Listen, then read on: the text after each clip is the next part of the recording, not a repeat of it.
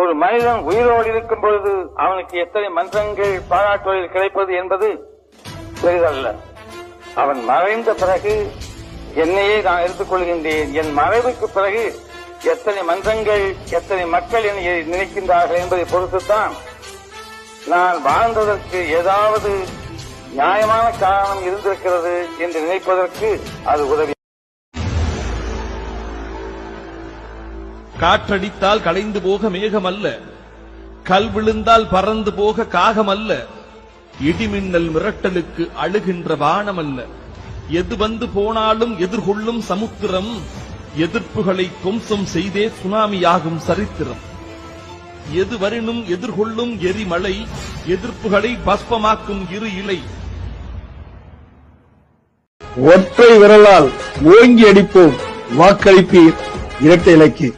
தமிழர் உரிமை மீட்போம், தமிழ்நாடு காப்போம்.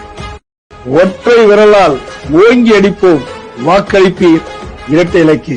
தமிழர் உரிமை மீட்போம், தமிழ்நாடு காப்போம்.